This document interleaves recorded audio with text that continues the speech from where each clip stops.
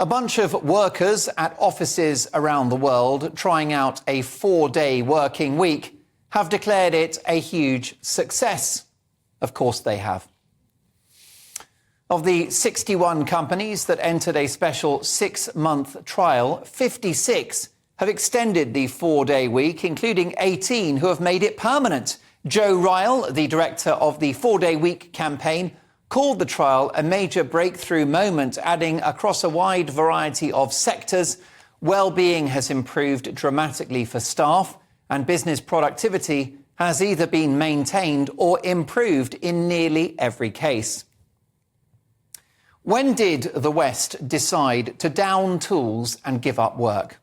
Do you think companies in China, India and South Korea, who are fast becoming the economic superpowers of our age, are also trying out a 4-day working week so that they can spend the other 3 days chillaxing, watching garbage on Netflix and consuming garbage courtesy of Deliveroo? Do me a favour, they're working 9 days a week.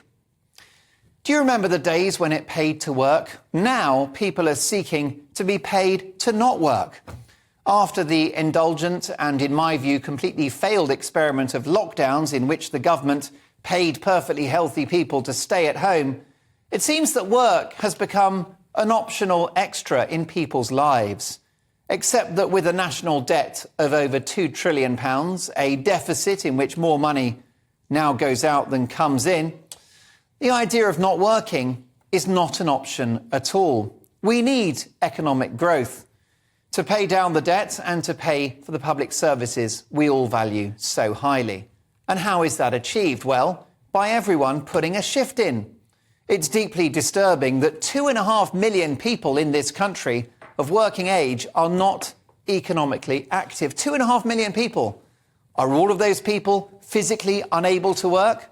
Have they all got mental health issues? You tell me. But someone is going to have to pay for the country.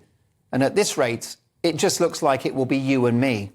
And what a pair of mugs we are. Now, private companies are entitled to employ their staff for just 4 days a week, no problem. And if they've found productivity has gone up, then who am I to object? But it won't be long before the public sector start demanding a 4-day week as well, even though with the difficulties of getting a passport or a driving licence, or the long wait that you have on the phone to speak to any government department, it would seem they've gone down to a 4-day week already, or in some cases, what feels like a 0-day week.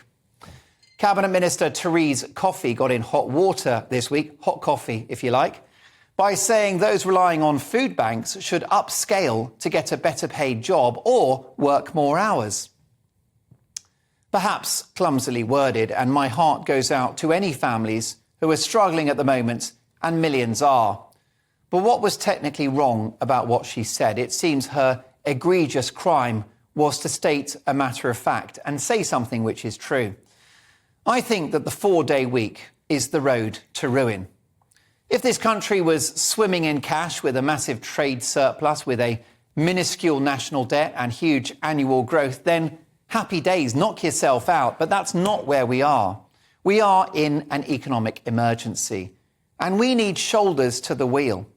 We need sleeves rolled up. We need hard graft. Meanwhile, a new cohort of entitled employees won't work more than 4 days out of the week. What an insult to those working 7 days a week to make ends meet. A 4-day week? Forget it.